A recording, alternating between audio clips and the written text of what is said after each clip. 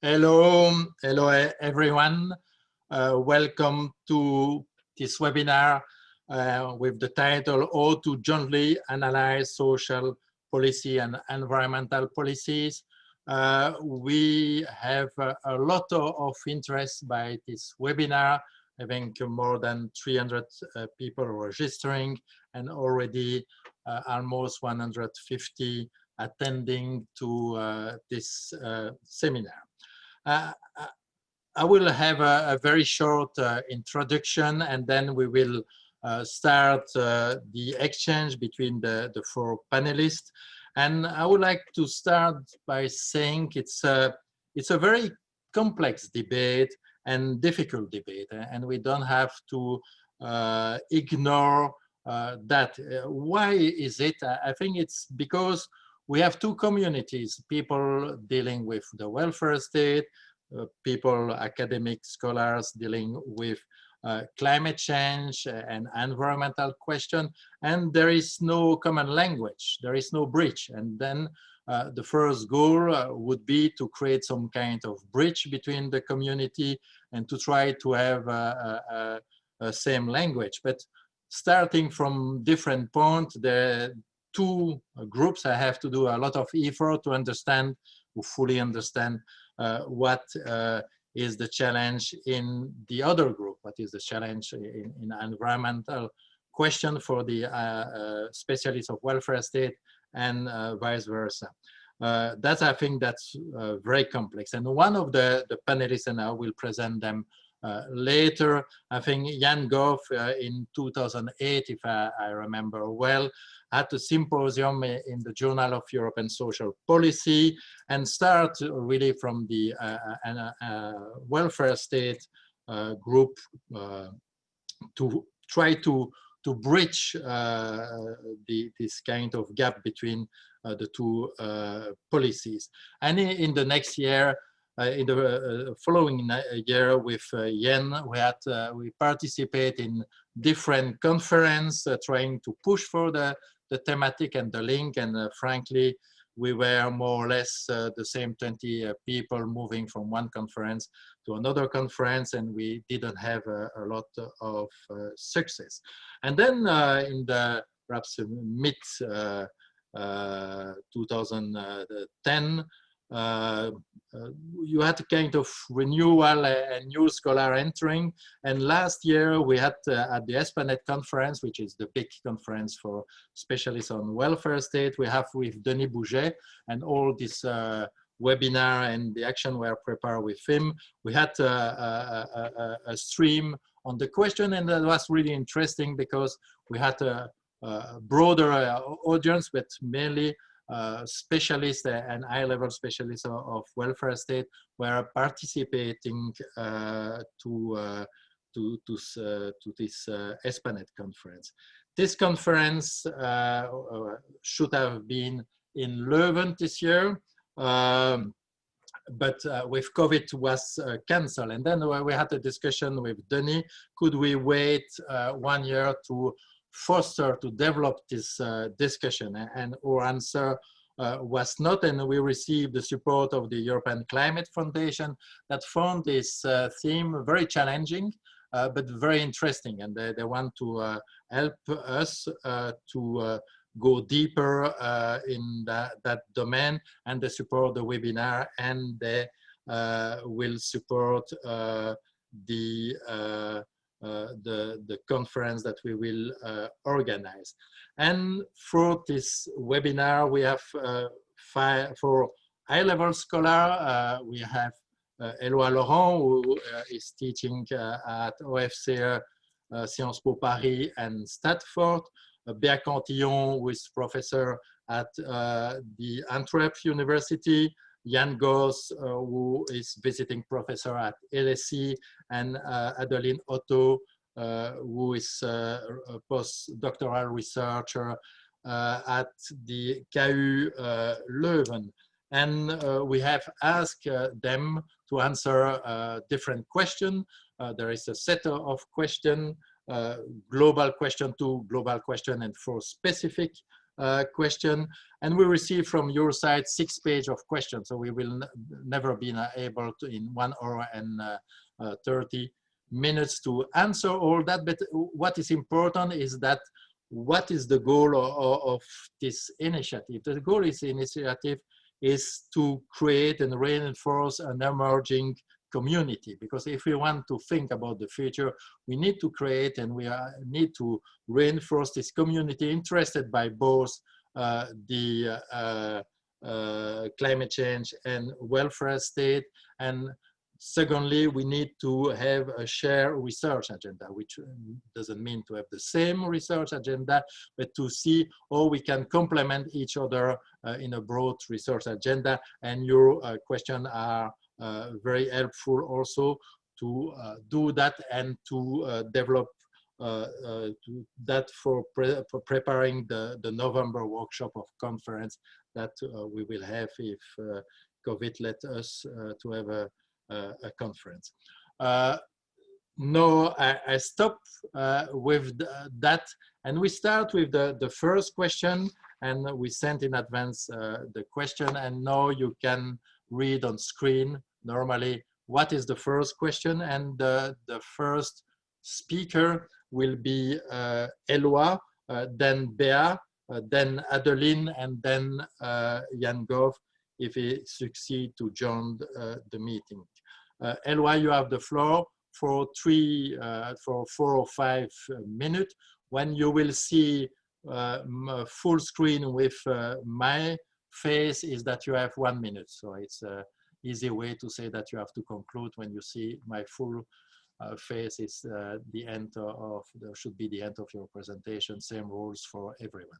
So Eloi, thank you for joining us, and you have the floor for this question about how we think the link between the two, what are the methodological problem, and what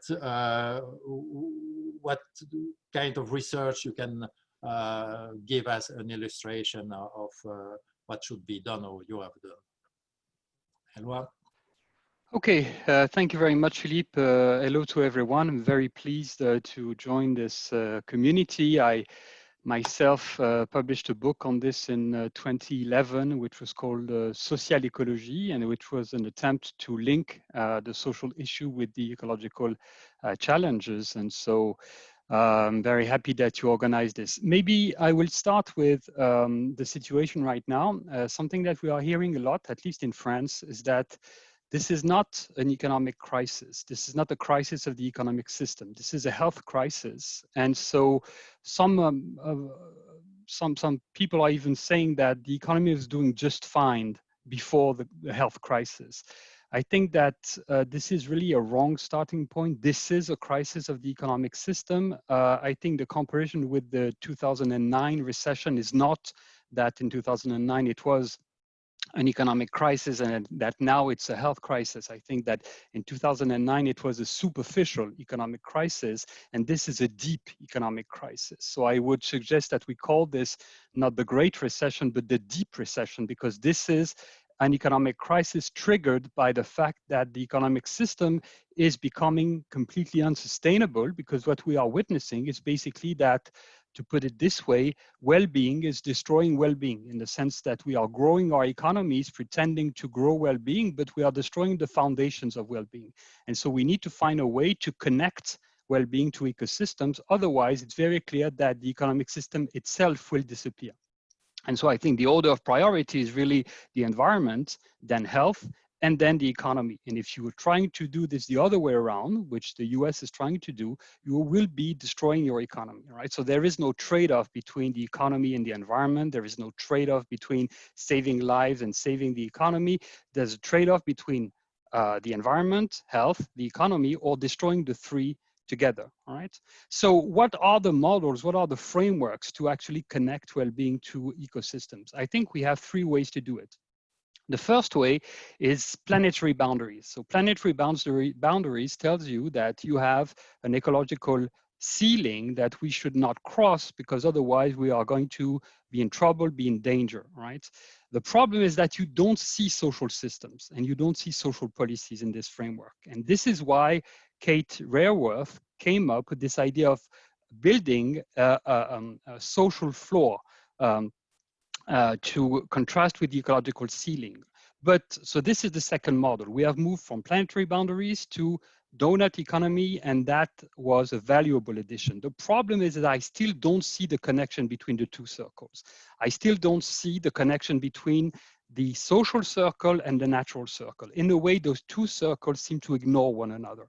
And so what I've tried to do in the last 10 years is try to build some connection, some social ecological connection between the two. And the latest design that I've tried to develop is a loop, a feedback loop to actually connect the two circles. And the question is, what are the critical nodes of this feedback loop? And I think one is inequality, the way that inequality are feeding ecological crisis, and the reverse is also true. And the other critical node is actually health, and the fact that health is the great connector between ecosystems and well-being, right? So what I'm trying to develop, to answer the second part of the question, is to develop what I call a social ecological state freed from growth and aiming at full health. And what I mean by that is that I think the critical connection now between ecosystems and well-being is not actually employment or jobs, as it was the case in the old economic social model. And if I were to write the Beveridge report today, I would call it full health on a fragile planet and not full employment in a free society, all right? So this is what I'm trying to do. One question is, should we call this eco-social or social ecological? That seems to be a really trivial question. It's actually not, because eco-social for me doesn't actually get you out of the old world where the critical connection was between the economy and the social, right? We need to put the ecology into that. Eco means oikos, means household. It was invented to define economics before ecology. So if you call this eco-social, we are basically still in the 20th century. So I would rather call it social ecological for that reason, right? And finally, I may have 1 minute more. So one program I'm trying to develop in this context of social ecological state is the question of environmental inequality, this new type of inequality. And of course, health is absolutely critical in environmental inequality. So I'm trying to build a sort of typology of environmental inequality. Some of them are pretty obvious, like the inequality you face when you are facing carbon taxation without social compensation. So the Gilets jaunes in France, that's a typical environmental inequality that we're going to see more and more. But others are more tricky. And the question of, for example, inequality in the face of air pollution in a city like Paris is very important also. So environmental inequality. So I would say, just to sum it up, the framework is building a loop to connect the two circles. The concept is the social ecological state freed from growth and aiming at full health. And one example, one application would be to try to measure and to mitigate environmental inequality. Okay, thank you, Eloi. Bea, you are the next one.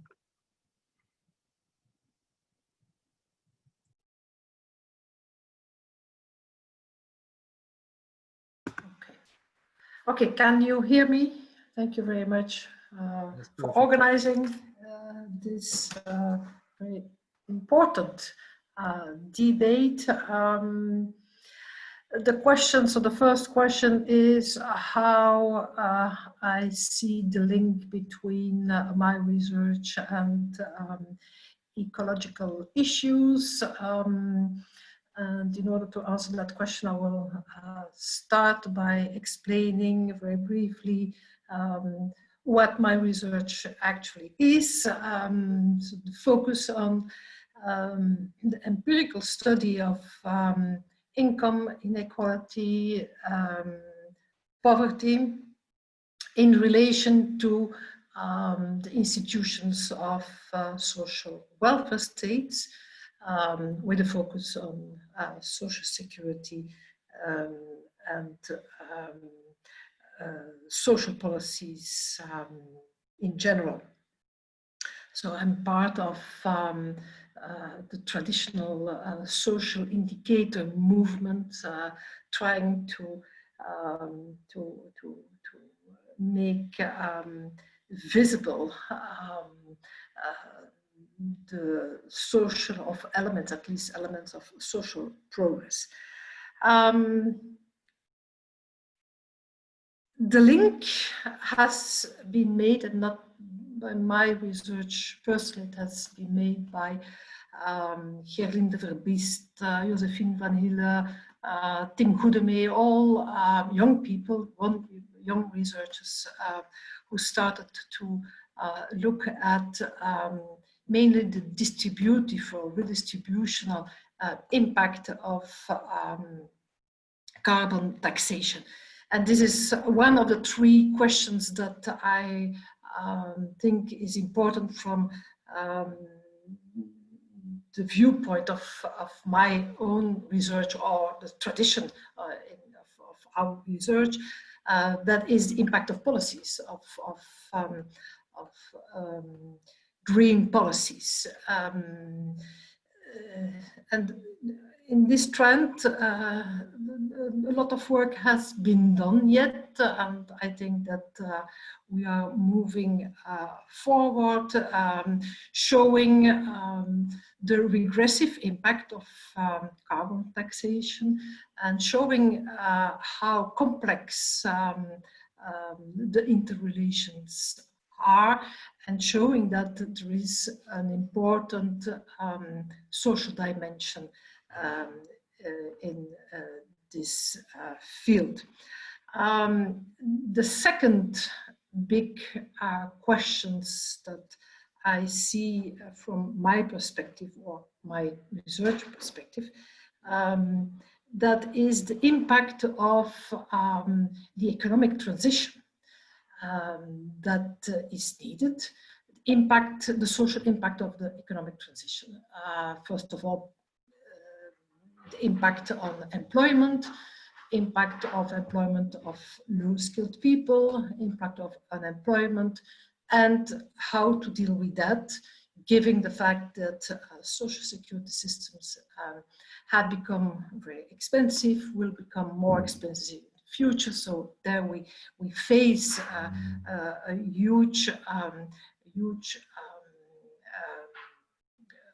problem for social security systems. But also this also saying that social security systems, social security is, from my perspective, at the heart of the tension between the social and the ecological policies. So this is a second issue, but this is a new research agenda that we should start developing, and I do believe that this is extremely, extremely important. The third question is related to the ability of people, the capacity of people to react to climate change and to react to climate policies. And this, again, from my perspective, the question to what extent the financial capacity is important in trying to understand and to think about effective policies in the future. This, as I said, this work is starting up, but it's only at the beginning. So we know very little about these fundamental questions. We know very little about the fact that poverty and inequality are very closely linked with the issue of climate change. And so I think this is urgent that we put this on the research agenda, and we put it high on the research agenda. So these were my first quick answers to the question. Thank you.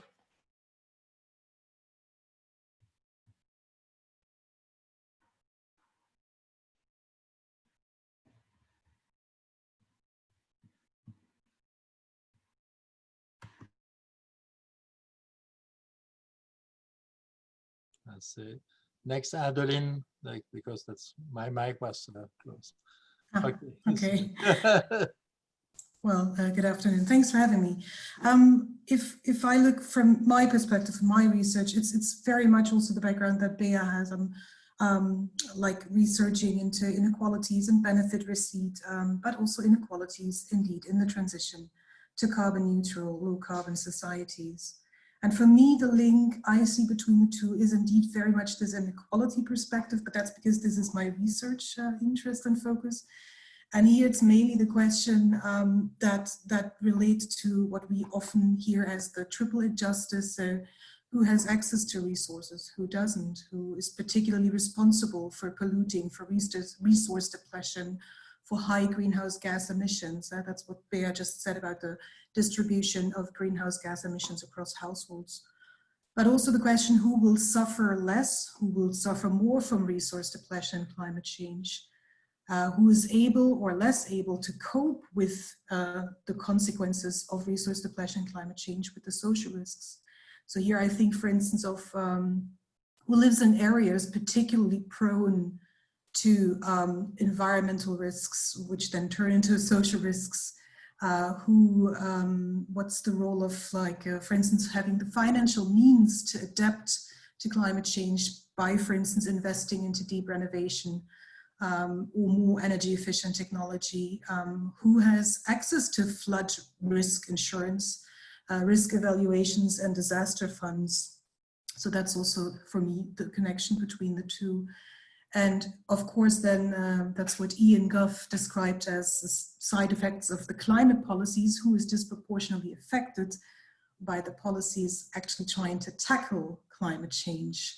And there, I think of regressive carbon taxes, for instance, or subsidies, which for solar panels, for instance, which are not necessarily well distributed across the population who actually benefits from these subsidies.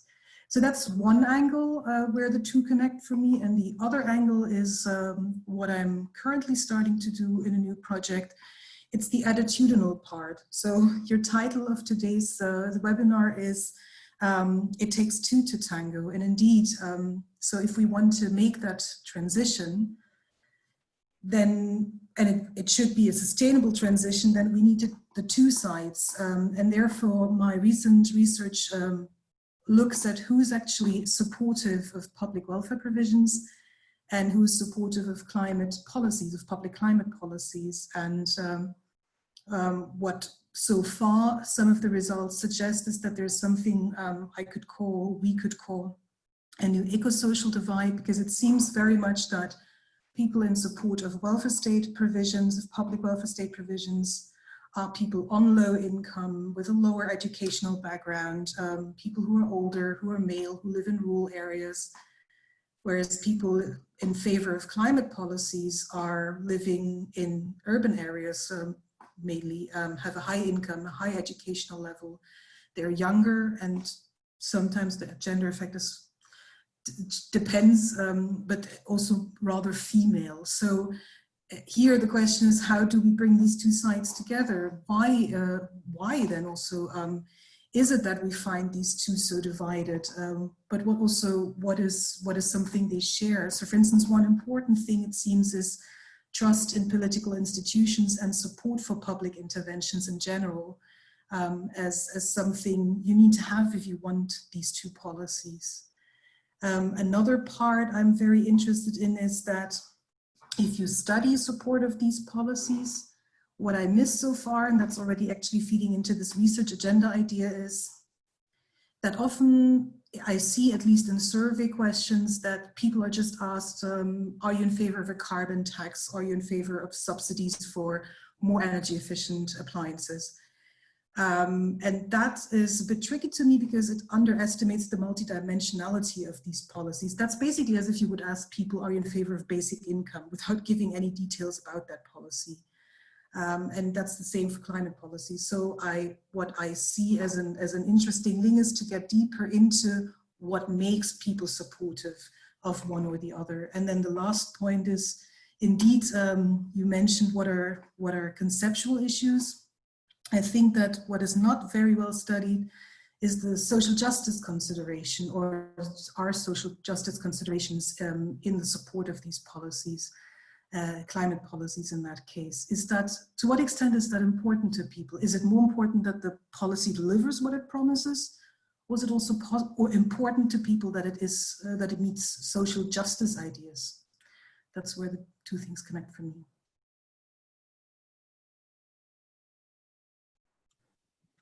Okay, thank you.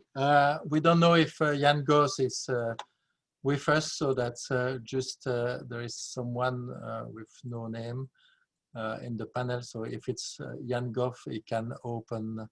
If it's not Jan Goff, we go to the next question. That's kind of as we are a surprise person in the panel that we don't know if it's Jan or not. Apparently, it's not Jan. Jan is still perhaps in the English time and will join us in 1 hour. So we can move then, if Jan is not there, to the next question. And I think that already Bea and Adeline evaluated that about inequality and the link between the two. So if you want to, because that's a key question, inequality, and that was in the debate, Gilets jaunes, etc. That was a key question. But there is also a risk that perhaps reducing inequality, and that was in the paper, last paper in the book of Jan Goff, could increase the CO2 emission, because risk that well known that you take then with your increased flight to Benidorm, or you buy a car instead of taking public transportation or a bike. So it's not an easy one, I think, a relationship between the two. It's not that it will be, both will go in the same way and always positive. So we would like to listen a little bit more to you. So I propose that Bea is starting, and then Adeline. If it's okay. Well, to start with the first part of this sub-question, which is an annoying question for us. My first answer would be that in thinking about the relationship between inequality and climate policies, yes, we should acknowledge that there could be an impact, a negative impact on inequality or income inequality. But our focus should be on those who are on the bottom. I think that this should be the starting point and the focus. Inequality is important, but the main issue is poverty. The main issue are those who have not enough resources to participate in society. And this should be for me, this is the focus. Then I think that the impact of climate policies, increasing poverty, I think that's difficult to imagine, although in an indirect way, this is certainly true. And this was, I think, my second questions that I raised in the first round. The impact of industrial transition, the transition of the economy and transition on the labor market will be harmful for the low educated people. And so in that sense, there is probably a negative impact, or there could be a negative impact on the living conditions of those at the bottom of society. But then the answer is we need social security and we need social protection systems and activation system, etc., in order to cope with the negative impact of the economic transition on the living conditions of the poor. This is my first reaction to this sub-question. Thank you, Adeline. Yeah, well, indeed, I answered to some extent this question. For me personally, it is one of the most important questions, the inequality. But I'm sure it's not the only thing that links these two things, the environmental dimension and the social dimension. So for instance, social policies, what about social policies and their aims, and to what extent can this be in contradiction with environmental policies? And then we come to exactly this question. Yeah, it can be that reducing inequalities increases CO2 emissions, where it is meant as a means for the relative improvement of income inequalities, because that might lead to more consumption. If I relatively try to improve the living standard, or at least having them, converging them, it might lead to more money being available and to more consumption. So for instance, it could be that where there is additional state expenditure, this actually risks to boost environmentally unsustainable growth, indeed. But then again, both risks enhance the emergence of new social risks. So it's, and then we're back to the feedback loop that Eloi already mentioned in the beginning. And the same holds the other way around, that where the design of climate policies ignores income and welfare distributional consequences of these policies, they will fail, they will not be successful. So if I think, for instance, of premiums or fiscal advantages for energy saving, or for more energy efficient technology, like solar panels, or which disproportionately benefit the middle class or the big industry. Or if I think of a regressive diesel tax or taxes on energy consumption, which disproportionately hit the lower income groups. So it's indeed that I think will be one of the key questions, and that's also what actually stimulates the research agenda that you mentioned in the beginning. One of the things for welfare states, one of the challenges will be an ecological challenge. How can welfare states smoothen or promote the adaptation to and the mitigation of climate change and the support thus of a transition to a carbon neutral society? And how do we avoid that welfare provisions promote a living standard that externalizes environmental costs to either other parts of the world or to future generations, undermining the ability of them to meet their needs? But on the other hand, it's also a social welfare challenge, climate change. So how can welfare states support the groups that are less able to cope with these changes, with the climate hazards and then the social risks they produce? And then coming back to what Bea said, how can welfare states promote the creation of new employment?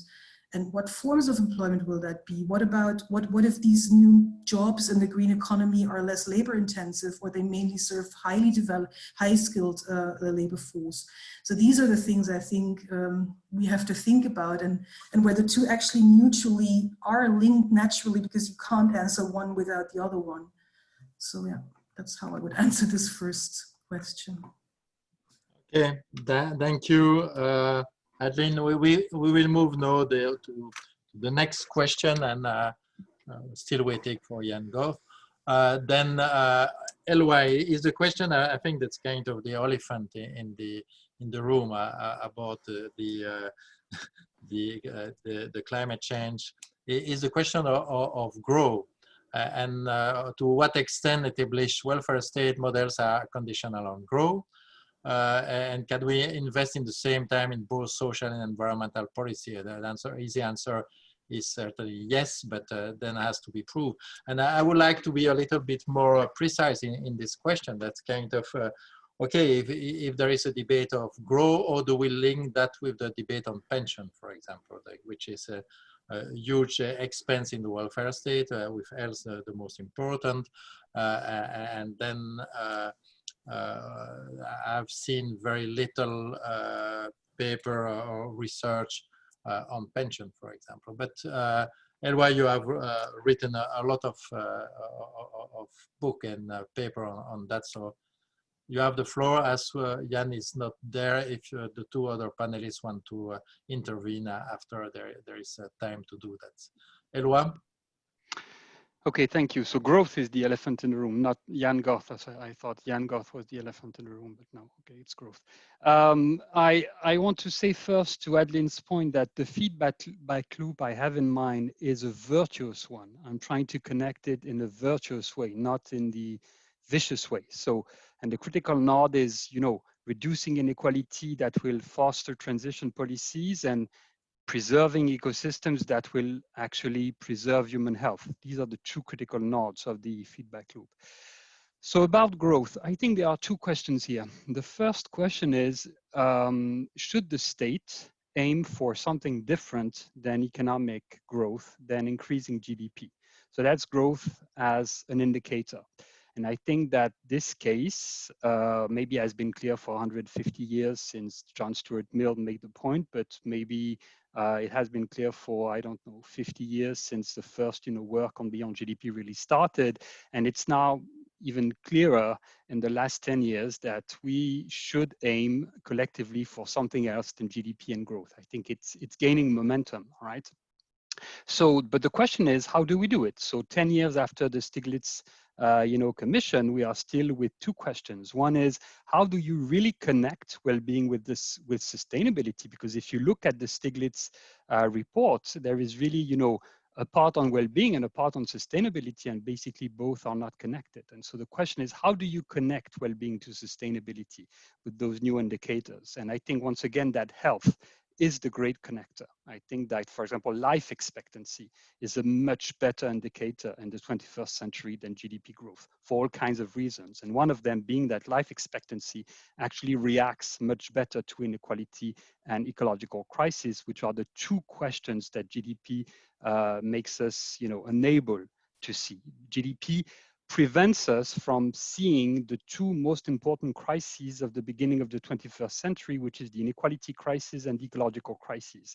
Guess what? GDP has nothing to say on both, right? So that's a huge problem. So if we are going, to follow a South Star, I mean, we should be aware at least that this is a South Star. This is, the compass that leads us towards the south, because it leads us in the opposite direction of the two crises that we have on our hands, which is the inequality and ecological crisis. So that's GDP and growth as indicators, and I think that this case is becoming clearer and clearer.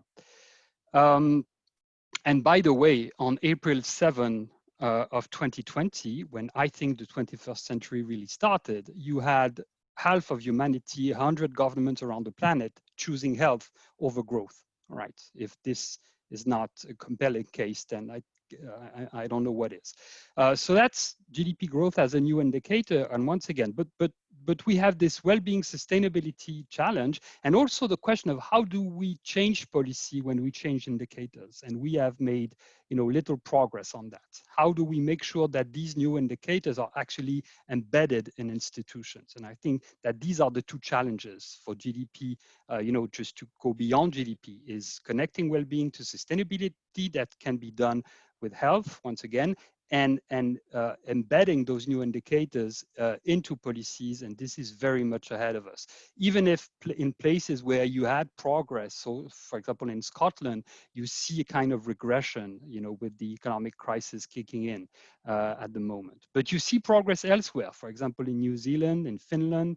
New Zealand, I think, is a fascinating case for all the COVID beyond GDP aspect of it. The Prime Minister gave a speech, a re-election speech, in New Zealand, saying that GDP was not the right indicator, basically. But the question is, okay, we must opt for, away from GDP and growth, beyond GDP, but can we do it? Actually, can you go beyond growth without growth? That's the question, that is. So do we really need growth to sustain those social policies that are going to sustain the ecological transition, right? Because in a sense, those welfare states are also, as Jan Goth said, growth states, right? And my answer is yes, because I think that actually very much like energy in the 21st century. The energy of tomorrow is the energy that we will not use. Social spending of tomorrow is social spending that we won't have to make. So I think that the social ecological state is not dependent on growth. It's depending on spending. It's depending on savings. I think that the big idea is that when you have environmental regulation, when you have ambitious environmental policy, you save a lot of money. You were talking about pension, Philippe. Well, who are the people who are dying from COVID-19? Of course, they are the old one. And this is costing a huge amount of money in terms of health spending. Imagine this, if you want to have an idea of how much we could save if we took care of our ecosystems and biodiversity, think about all the recovery plans that are announced around the planet. This is how much we could save if we were not destroying forests and creating those, human, animal crises with those zoonoses and those infectious diseases coming from the natural world, right? Imagine the kind of spending we are doing today by preserving or at least starting to preserve the ozone layer. Imagine how much million cases of skin cancers we would have around the world if the ozone layer was continuing to degrade. Imagine the savings that we can do if we really take care of air pollution in a city like Paris. I mean, 45,000 dead in France, all right? We have 30,000 dead from COVID. We have every year close to 50,000 people dying from air pollution in France. Okay, that's almost a double of number of people dying from COVID in France each year. All right, so I think the key idea is that the social ecological state is really dependent on savings rather than spending. And so I think, and even when you need new taxation, it can actually benefit the majority of population. I mean, you can have a carbon tax in France today that would put money in the pocket of 60% of the population, and that would decrease fuel poverty. So when people are saying, oh yes, we need more growth, no, we have two reservoirs. One to sustain this social ecological state. The first one is social savings coming from mitigating environmental crises, and the second reservoir is inequality. Inequality is a wonderful reservoir. We can go deep in this reservoir and find a lot of money actually in mitigating the inequality crisis, right? So I think that yes, of course, it is a question, growth as not an indicator, but as something that is actually sustaining as an engine. Let's say growth as an indicator, growth as an engine. Yes, growth as an engine should be answered as a question, but I think there are answers, right? Okay, and at the same time, we were speaking about you, Jan, thinking that you took the English or, which seems plausible, but you are there, so you arrive just on time to answer.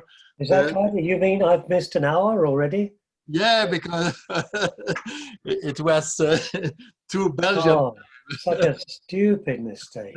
Okay, but you are here. That's the most important. Oh, dear, and you arrived so directly on the question, one of the most difficult about grow, and you want to answer that about the possible dependence of the welfare state to the grow model, and if it's possible in the same time to invest in both political environment and social. So directly. Okay, right. So we're on to growth now. Are we on? It's the growth question. Okay. Well, I suppose the first thing to say here is that growth is already diminishing. There's a secular decline in growth rates and productivity rates over the West for 40 years, and it's continuing. I think Tim Jackson estimates that OECD growth will equal 0 in about 10 years' time if we just project this trend. So that puts a very different complexion on things, because we're actually in an almost post-growth scenario as it happens. And I don't think there's any chance of this long-term productivity increasing, despite all the talk about technology and the rest of it. It won't pick up. This is Wolfgang Streck's argument as well. So we're facing this anyway. This is tricky because the welfare state does depend on the growth state. That's quite clear, or has done until now. So we have to try and devise new combinations of environmental and social policies for a post-growth scenario. One that and of course I deal with this in chapter 8 of my book on heat, greed and human need. One scenario is to reduce hours of work. So reducing working time in the rich countries I'm talking about would seem to be a very sensible move. It's ridiculous that hours of work have been roughly stable for the last 3 decades. And so we're consuming more and more, but we have no more leisure. So we need to re-switch that trade-off between work and leisure. Then we're into a new systems of taxation, which I think must move from taxing incomes and consumption to taxing wealth and land, because these are stocks, and in any case we need to alter the way in which they're used.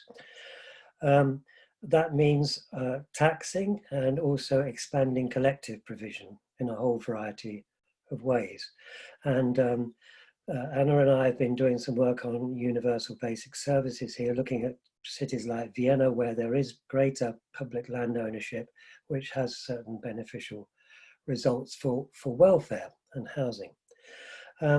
So those are the sorts of implications that I would say are at the top of the list for thinking about post-growth social policy. Oh, these involve big struggles. There's no question of that, and it also means we have to have a different set of theory of value to evaluate what is useful in society and what is less useful and what is dangerous and wasteful. But that's another issue. Will that do for the moment? Okay, thank you, and thank you. Perhaps with your final word about struggle, because that's also an interesting question. If there we are in a vision that there is conflict and conflict of interest, or we have to build some consensus and broad consensus, and there is two different opinions about that, and I think it's important.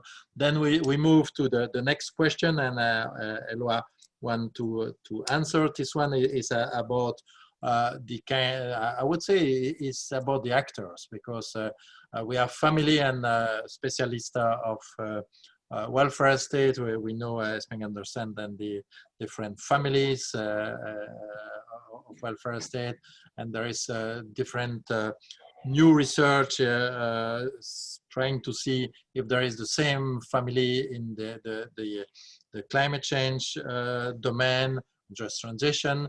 But there is a question here about the actor, and also the second one about the ecostate. So Eloi want to answer, or to try to answer, to participate to the debate on that question. Eloi? Okay, thank you. So I'm not really a specialist of actors, but at least I would say something about the comparison between Esping Anderson, Three Worlds of Welfare Capitalism, and the reflection on, once again, the social ecological state. I think it's better than eco-social state for reasons I've already mentioned. The Esping-Anderson framework depended on the idea of a common principle and some institutional differentiation. And the common principle was decommodification. And then he used a number of criteria to end up, with those three worlds of welfare state or welfare capitalism. I think that the idea of a common principle is good, and I think that we should try to think about a common principle for the social ecological state. And I would say that the common principle is denaturalization or socialization. What the social ecological state does is it tries to mitigate the natural violence of ecological crises and tries to socialize those crises. So when you have something like a flood, or you have a hurricane hitting Louisiana, a social ecological state that would function would try to mitigate the violence of natural elements. Even if those natural elements are actually triggered by human action, it's still natural element. It's still winds, fires that we see in California, etc. So I would say that the common principle for the social ecological state is denaturalization or socialization. Then we could think about some criteria to try to see around the world what kind of families, what kind of worlds of social ecological state we would have. I've tried to do this in a Social Europe piece. I'm not really satisfied with it because I think that the real thing is not to look at criteria, but to look at functions, what it is that the social ecological state does. And I think that we should go back not to Esping Andersen, but to Musgrave. And to Musgrave to look at the three functions of the social ecological state. And I think that the three functions by Musgrave are almost absolutely useful today, which is allocation, redistribution, and stabilization, except that in the allocation part, of course, we know now that economic efficiency and social justice should not be set apart like Musgrave thought they should. So regulation policy will have some important distribution effect, and we need to compensate for that. When you ban polluting vehicles from the city center of Paris, you will have important social effects, and so you should have some social compensation for that. Also, in the allocation part, it's not just about environmental policy and regulation. It's also about allocation between professional time and family time, and it's also allocation between consumption of natural goods and material goods and enjoyment of social links. So allocation is actually broader, but it's still allocation, and the social ecological state should focus on that. Redistribution is clearly the question of carbon taxation, the question of mitigating environmental inequality, defining those inequality and mitigating those inequality. And stabilization, of course, is not the magic square by Kaldor that Musgrave had in mind, which is you had to stabilize the magic square. Of course, we need to stabilize something else than growth, foreign, current account balance, unemployment, and inflation. Almost all those macroeconomic indicators are becoming completely irrelevant. If you think, for example, about inflation, even for central banks, inflation is not relevant anymore. So I think that what we should be stabilizing is essential well-being. That goes back to what Jan was saying, the distinction between the useful, the useless, and the harmful. And so the question is essential well-being. What is essential well-being? And I think that once again, full health is something that is really part of essential well-being. So my answer would be not to try to come up with some criteria and to try to set apart some families of the social ecological, but with those functions, and try to wonder what countries or places are doing what function and at what degree. So where do we see allocation, redistribution, and stabilization in the ways that I've tried to update them in this very simple typology. So once again, I think that for the last 10 years, basically, we had two very interesting agendas. One was started by Jan and others, and you, Philippe, and also me and others, for the last 10 years, basically try to have a convergence between social policy and environmental challenge. The other agenda is the post-growth agenda. I think we need to have a convergence between those two agendas. What would be a social ecological state freed from growth and aiming at well-being? That would be the overarching, theme. And so this is the kind of things that these social ecological state might do, and maybe is already doing around the world. And we could try to have, a sort of mapping of this. Okay, thank you. Then we move to the Philippe, if I may just add one thing. It's actually interesting because Max Koch just published an article where he actually pointed out that it's not a good idea to use indicators or theories that have been developed in a completely different context to better understand maybe sustainable welfare or how the two things can be brought together, because he starts from saying, Well, if you look at Esping Anderson's theory, it's within the work welfare nexus. It's not in an environmental welfare nexus. The same for if you look at varieties of capitalism, there is nothing about the environment. It just completely ignores this perspective. So why would we try to use theories that have been developed in a completely different context to analyze and understand the political economy of a post-growth area, I think is what Max Koch mentioned. And he also said, indeed, a very good starting point is Manfred Max Neef, who indeed has some very good, maybe better theoretical framings. But as such, a theory of how the political economy of a post-growth or a sustainable welfare, that's indeed missing. It's actually, for the research agenda, quite interesting.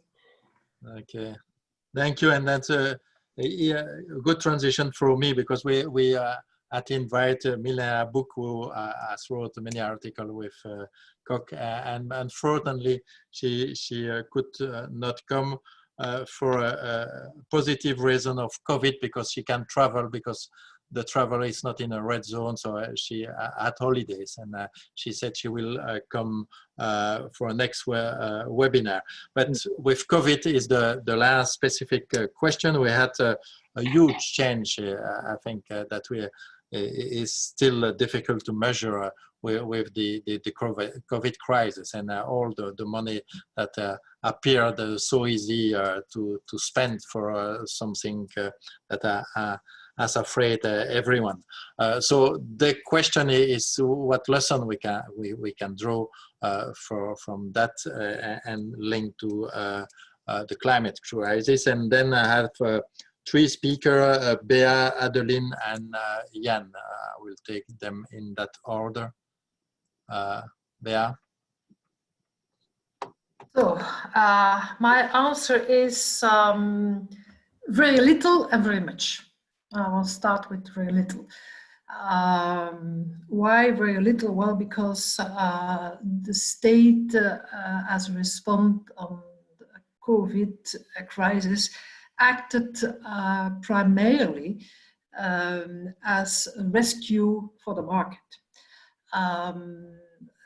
So the broad consensus for the huge efforts by governments was based on self-interest of the elite, was based on economic interest and interest of the status quo.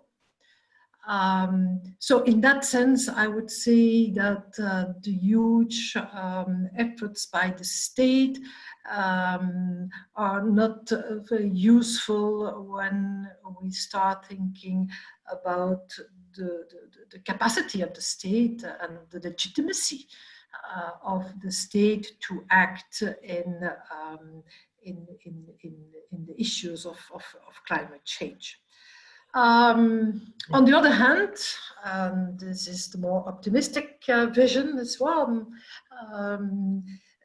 the state, or the efforts of the state, it showed the importance of collective action in shaping strong and resilient societies. The whole world observes what is happening in the US. This is making so clear that the absence of a strong state and the absence of strong social institutions are leading to catastrophe, and so in a sense this is not new, but COVID made this very visible, and it makes visible something that was not very high on the political and ideological agendas in the past few decades. So my answer is the glass half full or half empty, but I would be careful using the example of what happened in the past few months and what will continue to happen in the next months, as an example of how how broad the legitimacy is within our democracies for a stronger state and a state taking responsibilities in developing policies related to climate change.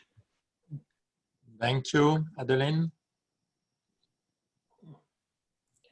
Yeah, I'm a bit, yeah, I'm quite negative actually. If I look at how the state acts now, I'm afraid that is not, even if you would not be able to compare them as such, to crises like the COVID crisis, health crisis, and climate change crisis. But I'm actually quite negative in the sense that what I thought we can see is very much the premise of the economy, unused opportunities. So states did not use this as an opportunity to support a sustainable or a socially and environmentally sustainable economy or to meet any climate targets. Rather, on the contrary, it was indeed about supporting private industry. You had the chance to link certain subsidies or bailouts or whatever with environmental or social objectives, and it was not actually used at all.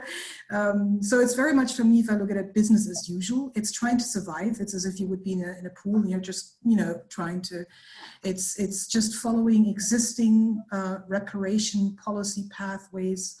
There's no innovation. I don't see any anticipatory or preventive policy measures. So for instance, if I look at the social policy dimension, people that were already very well off, that had access to good insurance, that have contracts which are allowing them to get short-term work, to be part of a short-term work scheme, they were helped. But people who are already very vulnerable, and especially in this crisis, there was no initiative taken to actually protect them or to innovate the field at all.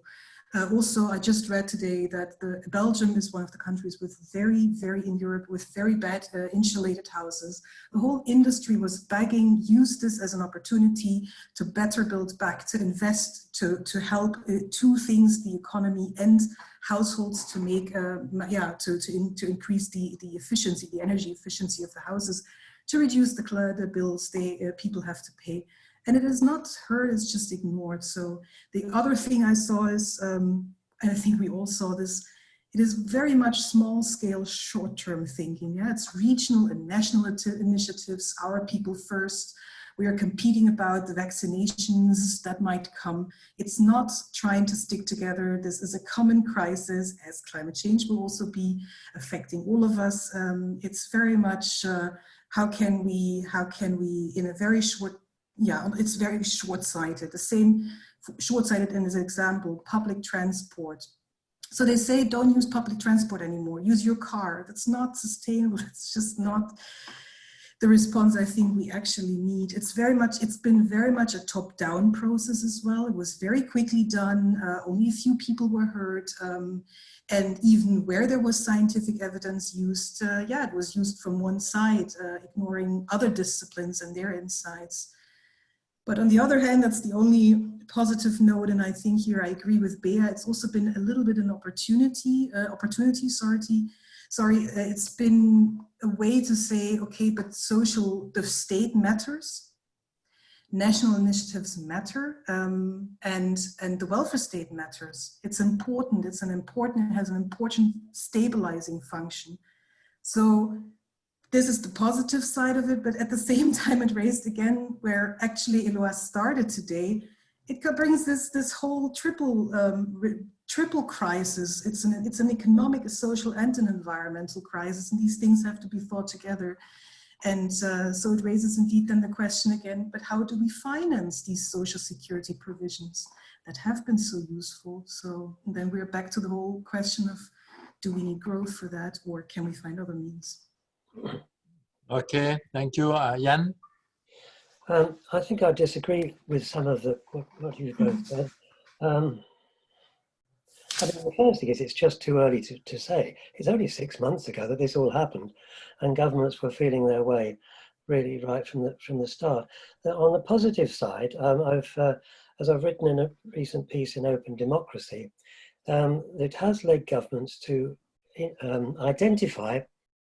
who are the essential workers in an economy, and not just health, but also all the utilities and housing and education and retail deliveries and so forth. So the British government, and I think many others, I'm trying to compile this list, have identified a list of essential workers. And the last time this was done in the UK was in 1939 at the outbreak of war, when workers were identified as listed and would not have to serve in the armed forces. So I argue in this piece that this is a very important epistemological break in saying some jobs are more useful than others. I mean, we haven't got hedge fund managers. They're not listed on the essential workers list. I think that's an important shift. Also, there's some evidence, I think, of a shift in consumer preferences towards more sustainable forms. Perhaps I don't think round the world cruises and very expensive holidays will be as popular as they were. So this could contribute to what I argue in the book. It's called recomposing consumption in a positive way and a less environmentally harmful way. We'll see. That might not persist, but there's some evidence for it. And then the third positive shift is precisely the ability of governments to run enormous debts in order to finance the immediate crisis. So the notion that governments are like other sectors of the economy and can't run permanent debt, I think has taken a knock and will be difficult to revive. So these are all positive things, and I think I disagree with Bear that I don't see how it's in the interest of the elite to crash the global economy. I mean, it's the biggest slump in the history of the world. And I can't see that this is immediately in the interest of the elite. Also, I feel that, that some of the domestic policies of lockdown and fear, creating a lot of fear, have been harmful to the social arguments for more sociality, more experiments, the role of social life. I think this is a negative feature of a generalized lockdown, which is worrying. Again, I've got a list of positive and negatives, but I think I've got probably more on the positive side.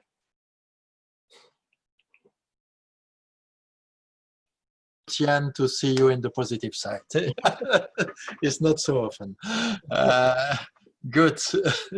Then we move to the last question, because all the conversation was, okay, or can we build a common research agenda? There was already some suggestion by Eloi to bring together two trends, but we would like to hear you, and if I may, we'll start with Bea, because she has to leave just after her answer, and then we have Jan, Adeline, and Eloi on this question about the future. And I remind you that we will have a seminar in November. So all that is important to think and to shape this seminar. So Bea is no longer there. Okay. She already left. Yes. Okay, so that's, we move to Jan, because you are there. Okay. Who? That's the question, the last question. You want me to kick off? Well, of course, I've missed so much of this discussion. I'm very cross with myself. I suppose the first thing is that I have put forward quite a few policy suggestions in the book, and it would be really good to see some of those evaluated. And I'm starting with the narrowest question.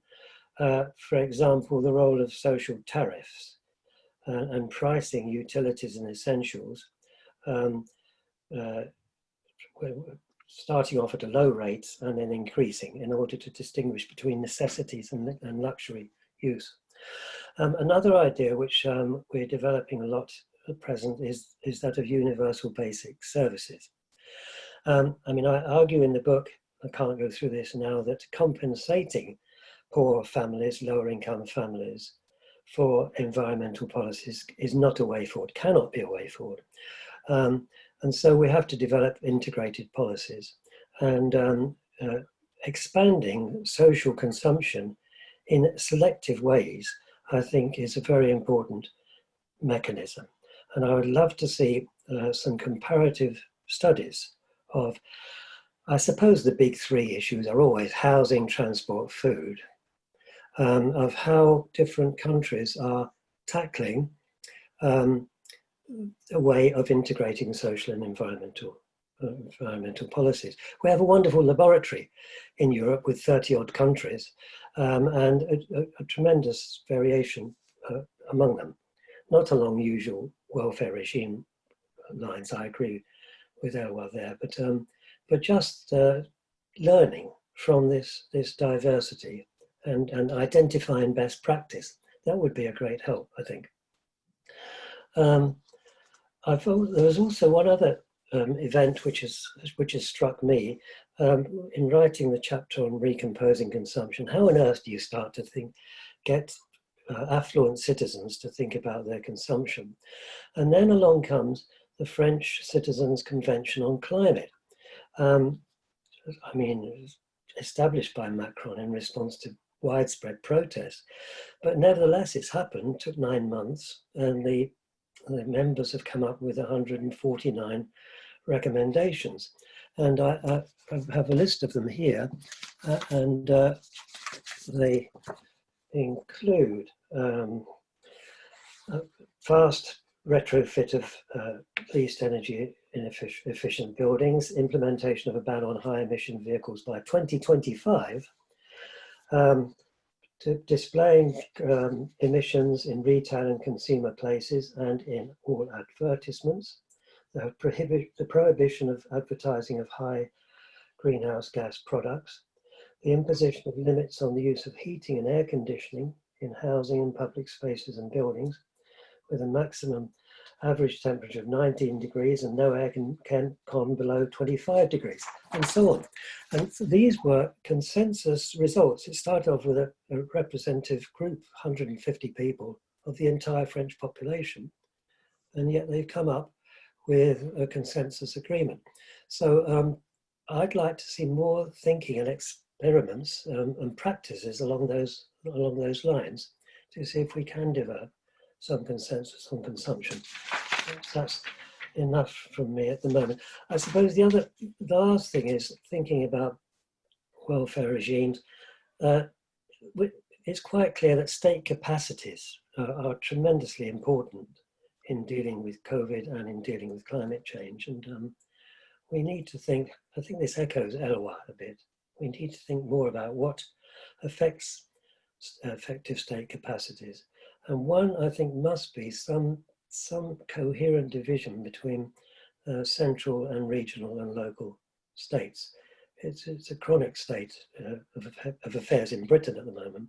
But again, I think learning from different European countries would be a way forward to think about developing eco-social policy. Okay, thank you, Adeline. Yep, sorry.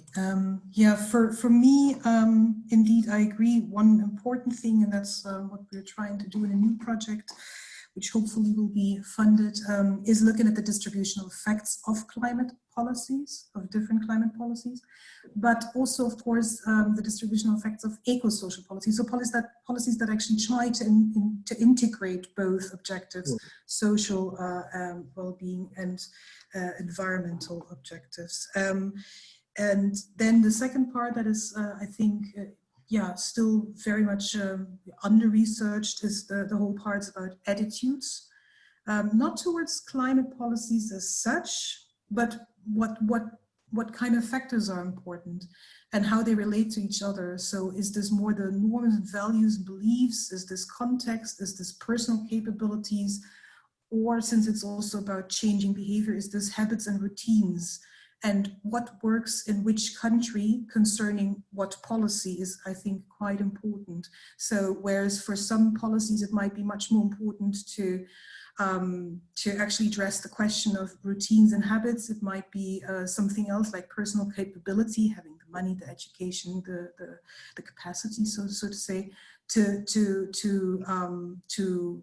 actually use or buy or purchase or invest in more energy efficient technology. So that is, I think, one of the things. And then to understand maybe also the practices related to that. To what extent is it, in which context, more important that you think about what they call vertical diffusion of practices, that you have like for instance solar panels, if this is visible, and this is about the reinforcing of certain recognition or a sign of distinction, and in some contexts this might be something that lower income households, if they get the idea, the support for it, would do, or in another context this might not work at all, and then it's more important to actually address the horizontal diffusion of practices, so with peers, people who are very much like you.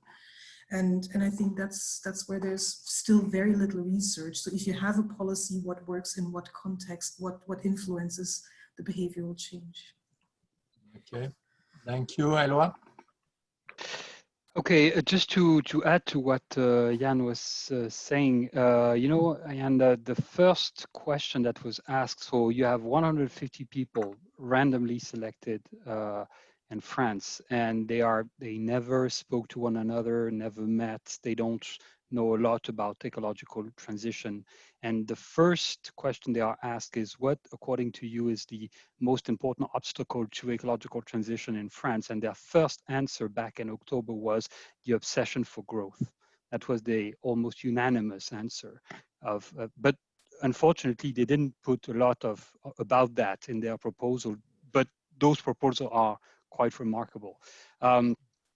So just to answer the question, under research, I don't know if it's under research, but the way I see the next 10 years is, once again, to have a convergence between those two agendas that have been developed in the last 10 years, which is social ecological on the one hand, post-growth on the other. I think to tend that they ignore one another a bit, and I would like to see them converge, you know, to have a conversion between those two agendas. How do you do social ecological policy without growth? That for me is the real question that we have, you know, in front of us. And a final area which is, I think, under researched is, once you are convinced, as I am and as all the people on this panel are, that social ecology or social ecological policy is the way forward, how do you square that with the digital transition? And I think that we have a problem, which I think is that the social and ecological areas are converging, but I think that both are diverging with the digital transition. I think that digital transition is more and more an obstacle to what we should do in terms of social ecological policy.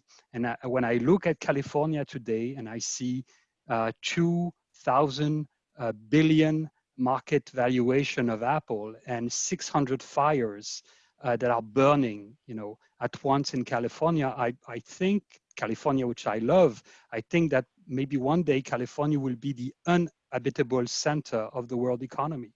There would be nothing in terms of ecosystems, natural ecosystems, only digital ecosystems. It's going to be a virtual place because it would be burned down, but you would have a huge economic value of it. All right, so a place very much like the digital transition, I think.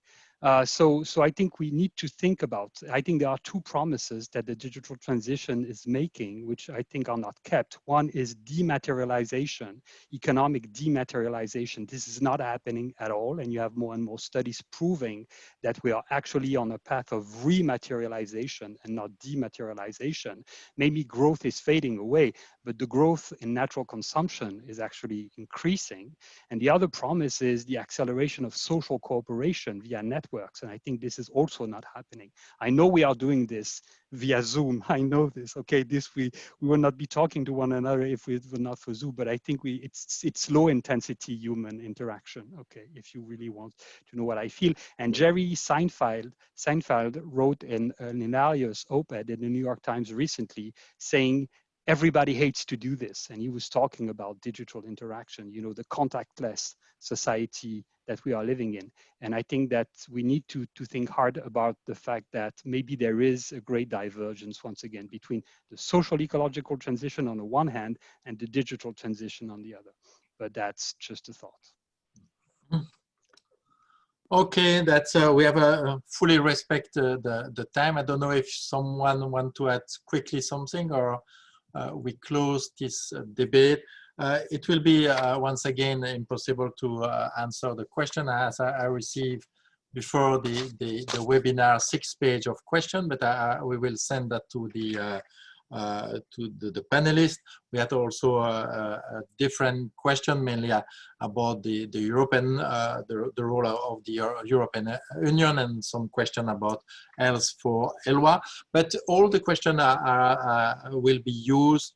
As I said, the ETUI has decided, with the support of the Climate Foundation, to launch what we hope a very strategic research program, and the next step will be in November to have a seminar, conference to dig in the question we have debated today. And I think they are complex, as I said in the beginning, but I think more and more we see an avenue of convergence. And I fully agree, because with what Eloi said at the end about the digital side and the ecological side, because if there is a problem that people from the environmental community and welfare state community are not speaking so often together, but there is I think even a bigger problem between the people interested by environmental question and digital question, because it seems when you read two literature that we have two different futures, and they are just developing the one side, and it's important to have the two, even in a conflictual way, as you suggest, Eloi. So thank you. Philippe, before we stop, can you hear me? Yeah. Can I just say first of all, I'm really sorry I missed the start of this. I was looking forward to this very much, and so that's a shame. And secondly, this meeting, you are proposing a physical meeting, are you, in November, December? A proper physical meeting? If it's possible. If it's possible, yeah.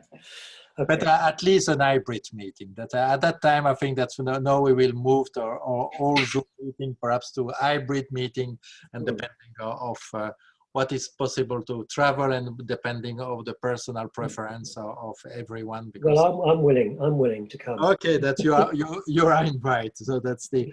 I have also put in your CV that from the previous ESPANET conference, I try to have a kind of summary on. I see the kind of the different issues. So it's a set of slides that I did for Anna Gillen. I saw that she is there to present in Oviedo. So if you're interested, could be also basis, and we will complement that.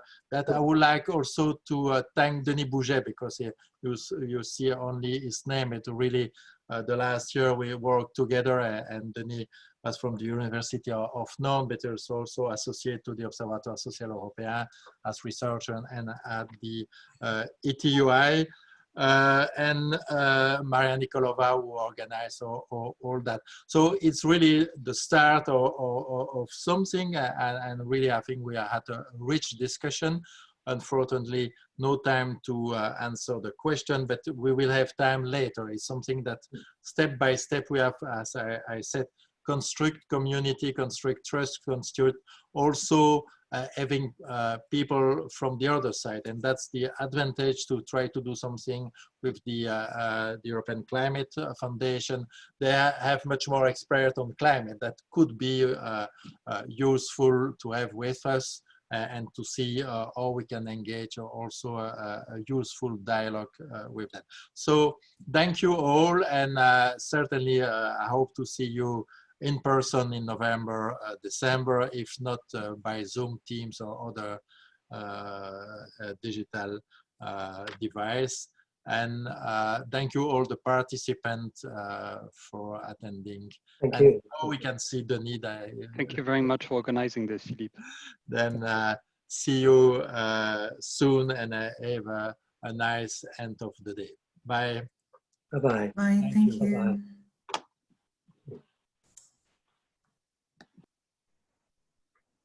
Okay.